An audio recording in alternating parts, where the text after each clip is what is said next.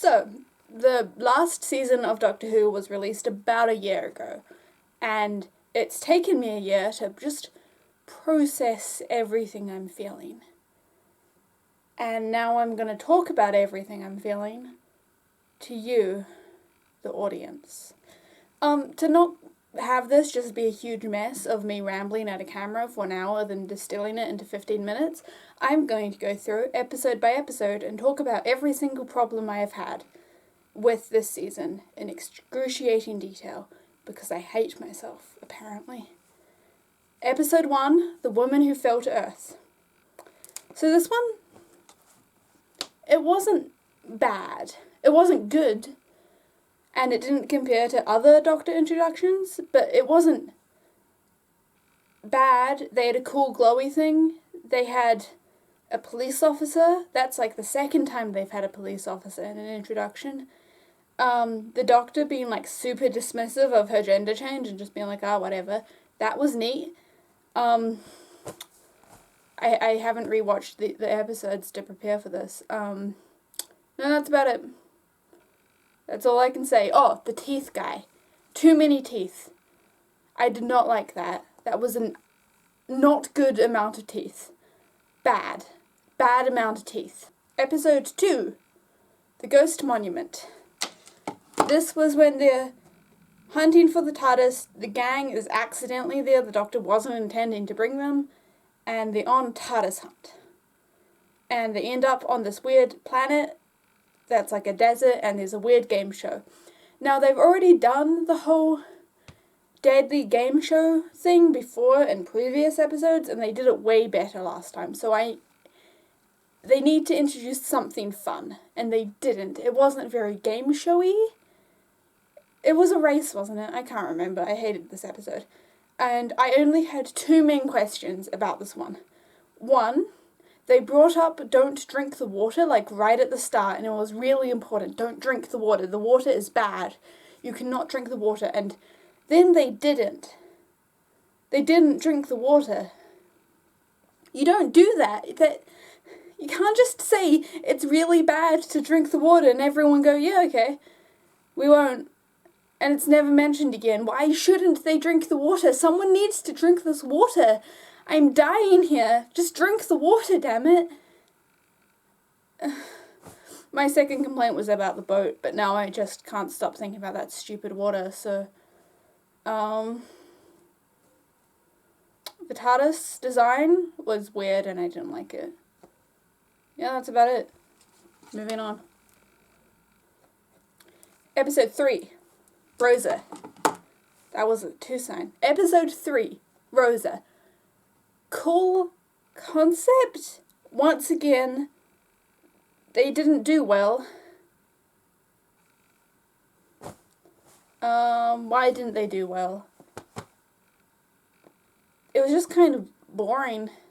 They were like, hey, racism's bad, don't be racist. And everyone was like, oh, no, racism is good because we're in the olden times. And then everyone's like, oh, this sucks. People were racist in the olden times? Oh my gosh. And that was about it. I had a few more detailed complaints. So, like, the implication that if Rosa Parks hadn't refused to stand up on her bus, the civil rights movement would never have happened is stupid? Yeah. It doesn't make sense to me. It's the civil rights movement. People were already boiling over. People hated, well, not everyone. Point is, it doesn't seem real to me that if Rosa Parks hadn't done this one specific thing, we would be living in slavery today and everyone would suck. It just... No? Anyway, my second complaint, really, was the lack of historical accuracy. And by that, I mean it wasn't that smart about anything they said or did. Like, I read somewhere, and I have no idea if this is true, that the whole standing up on the bus, refusing to stand up on the bus thing was staged because they needed, like, a spark to set off the movement. If that was true, if they did their research and was like, Rosa Parks intended to do that, this was all a political move, they could have done something fun with that, and they didn't, maybe because it's not true, I don't know, I can't be bothered Googling it, and they didn't. It was just like, racism's bad, y'all are racist? That sucks. Third point. The evil villain guy also was boring. It was like, I'm white, and I'm racist, I think he was racist, and he went back in time to make people more racist by stopping Rosa Parks, even though, once again, that doesn't make sense. And so Rosa Parks did something, I can't remember. Point is, racist evil villain was boring. Here's a fun, cool concept that talks about politics of today. Racist villain wasn't racist, was actually one of those white savior guys, and was like, hey, I'm gonna fix this. Rosa didn't deserve that. I'm going to save the world for some reason. And then fucked everything up. That would have been fun and cool and neat. But no. Because everything is about racism. Or why did they even have a time-traveling evil villain from a prison in the future? Just make it about Rosa Parks. Make it about her story. Make the doctor and stuff be a part of that story, like the weird werewolf one with Tennant and Rose and the Queen's secretly a werewolf and they never mention it again. That was brilliant. I loved that. Not sure if anyone else did. Thought number 3, this is episode 4, Arachnids of the UK. Also bad and very not good. And here's the multiple reasons why. Okay, Arachnids of the UK. The Trump character, the hotel owner, who was Trump, obviously, that was bad. And such a complete straw man, it was almost funny, but not funny enough for me to laugh. What else to say? Oh, there was that whole scene where the Trump guy was like, hey, bodyguard, pull a gun out on these people. And Yaz, the police officer, was like, yeah, that's legal. No need to do anything about that. I'm a police officer who's just gonna sit by and let this random security guy pull a gun out on me and my friends. That makes sense. What else? They had this weird thing between the whole environmental message of toxic waste and how that was really bad and evil, and how the toxic waste mutated the spiders, and bad toxic waste, which I can get down on. But then also, they were like, no, this episode's about Trump and how bad he is. Oh no, Trump. And pick one. Your environmental message right there, and they were like, no, fuck Trump. We're talking about how much Trump sucks and this weird character Trump. I can't speak.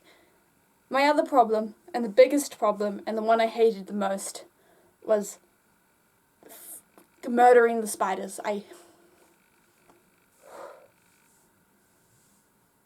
So, for those who couldn't be bothered remembering what happened in this episode, and I don't blame you, the spiders are dying because they're too big. That makes sense. They probably shouldn't have gotten that big anyway, according to all laws of physics. But whatever, Doctor Who doesn't care about physics. And the Trump guy is like, we need to shoot spiders. And I'm like, yeah, okay, that's a way to solve the problem. Shoot the spiders. Spiders dying, shoot them. Spiders dead, but no longer in pain. And the doctor's like, no, guns are bad. We must suffocate the spiders slowly and starve them out. And that's natural, and so it's good. And I hate it so much.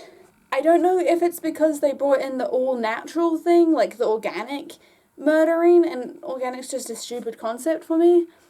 But Doctor Who really just tried to say, oh yes, let us suffocate these spiders so they're in pain for multiple hours instead of very cleanly and shooting them in the head, because apparently if it involves a gun, it's bad. Whew. That's a bad moral concept. And when I first watched this episode, when I was full of light and hope, I thought, they're being really smart. The Doctor's the one being wrong here, obviously, because she's very obviously wrong. And the companions are going to point out the doctors are wrong, and it's going to be a big learning moment for her, and maybe her whole moral code has gotten so twisted up with how long she's lived and how many weapons of mass destruction she's seen that she's like, oh no, anything involving a gun is bad. And she's one of those organic mums who will only buy anything organic even if it's actually worse for the environment because it's organic, and a different topic. And the companions, maybe even Yaz, whoever, were like, no, guns good in this situation. We should use the guns. And the doctor's like, how could you? And then she's like, oh, you're right. And they have this big moment, and the doctor's like, okay, shoot the animal. And then they shoot it, and yay, death. But no, that doesn't happen. The doctor's right, because of course she is. The doctor is not allowed to make any mistake ever, and they starve and suffocate the spiders, who probably resort to cannibalism if they're all locked in the same room together, just saying. And then the spiders die slowly and painfully. Do spiders feel? I have a spider. Natasha, do you feel things? All she feels is love. Oh, she's eating it. That's so cute. Anyway,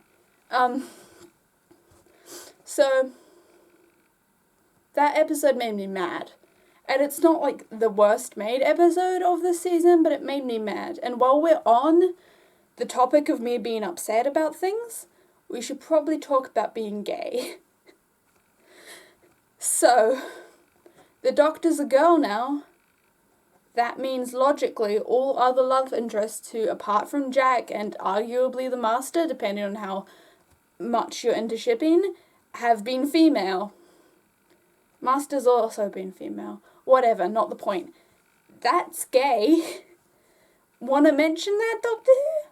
You could even just have a scene where Companion's like, hey, Doctor, you have a ring around your neck, or I think he threw it out, chilling on the TARDIS floor, or, hey, Doctor, have you ever been in love?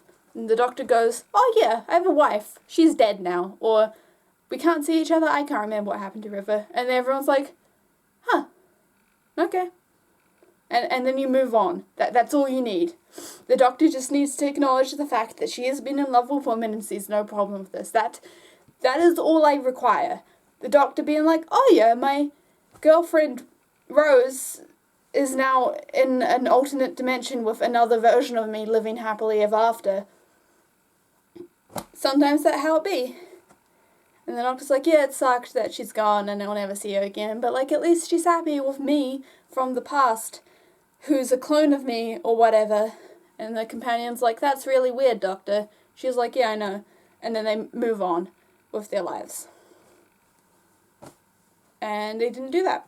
And I'm sad about it. I'd like it to be noted that I have an entire script for this that I haven't been reading. And I looked at it to figure out what I was going to say. And there's an entire paragraph about me complaining about dinosaurs. I'm right. Objectively, Doctor Who needs more dinosaurs in it, that's just a fact. But I did write an entire paragraph talking about the need for more dinosaurs in Doctor Who. So, episode 5, the Sujong, the conundrum. It was the weird baby alien, the bad version of Baby Yoda. Yes. No one liked it, and I can't disagree with them. Moving on. Episode 6, Demons of the Punjab. Please correct my pronunciation for that. I can't really remember this episode, which probably speaks to its quality more than anything I could actually say. It was a Yaz episode, but I don't think Yaz did anything or got any character development. The aliens were a cool concept, so go aliens. Episode 7, Kablam! This was the only good one, and I really enjoyed it. It was the child's charity one. I can't remember which charity, but it was for charity, which is good, because they actually put effort into making this one funny.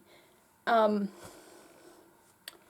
team goes to a factory, and they're like, robots bad, and I'm like, yeah, kind of, good point there. And it's actually got some interesting stuff in it, and bubble wrap, and everyone loves bubble wrap. I can't believe they made bubble wrap the villain of an episode. I'm sure that's happened before. Anyway, it was good. I liked the fun little reference to Matt Smith when I'm like, ha, that's the thing that has existed. Good to know you also know it exists. Number 9, It Takes You Away. This was the one with the deaf girl or mute girl? I can't remember. Anyway, the girl and her dad, and they were in the cool forest, and there was an alien that was actually God and took the form of your best memories to try to convince you to live with it. Yeah. It was fine. I didn't hate it. I didn't have any emotional problem with it. Or it was fine. My only real question is why they decided to make God a frog. I mean, I like frogs. Everyone likes frogs. Frogs are objectively the form God would take. But they went this whole, it takes the form of the person you love the most, and then the Doctor meets it and it's a frog. What does this mean? Does the Doctor just really like frogs? Is this just a cop-out so they don't actually have to say who the Doctor loves the most, because that's a actual character decision, and we can't have the Doctor have a personality in the season? Oh my god, why is God a frog? I'm stuttering. Whew. God's a frog. Number 10, The Battle of Whatever. It was the finale. They brought Teeth Guy back. I did not enjoy that at all. Teeth Guy did not do well and was bad. What else? Yeah. I think Graham had to make some big decision about not murdering someone. And I was sitting there thinking, no, murder him. That's a good idea. You should definitely kill this guy. And he was like, no, murder's bad. And I was like, okay, whatever, murder's bad. Was the finale. The season's over. Yay. Number 11, the one with the Daleks. Resolution? Something like that. I didn't watch it. I got bored. I started and stopped. So let's move on to the conclusion. Conclusion. Oh, that's so much better. Conclusion time. This season wasn't as good as the other seasons, and I think everyone knows it. Apart from people on Tumblr who suck. I'm on Tumblr. That was a self-burn. Yeah, the Doctor was a girl, and everyone pointedly did not care, which I think made everything worse. They were like, no, we're not going to talk about the gender change because feminism, and it shouldn't matter. And I'm like, yeah, it shouldn't, but you have to mention it, at least at some point. How does the Doctor feel about her gender changing? Does she care? Has this happened before?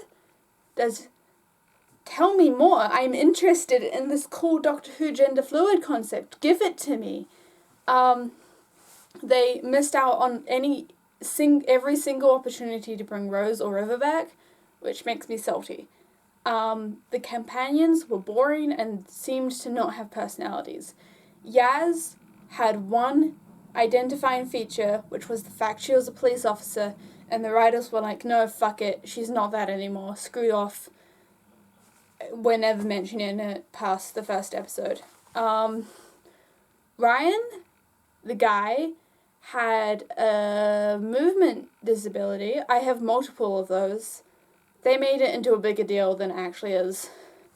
I have a sneaking suspicion there is no hand-eye coordination people who have the thing. I have a different thing, but it's a similar thing.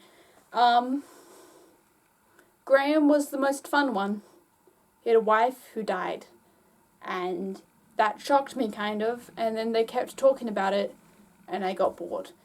There's way more I could say. People have made like hour-long essays on how awful the season was, but it's not really worth it.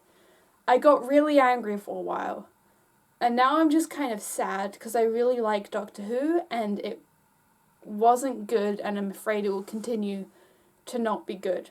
And everyone else, all the alt-right people are like, see, this is why feminism is bad, because Doctor Who was bad. And I'm like, yeah, it was. Not because they hired diverse writers or anything, but because the writers they hired apparently suck. Or whatever. that's all I have to say, really. Hopefully the next season isn't not good. I read this entire thing on the showrunner and how bad he is, and I got bored of that as well. So nitpicks can suck my dick. I didn't watch their thing because I don't care about the opinion.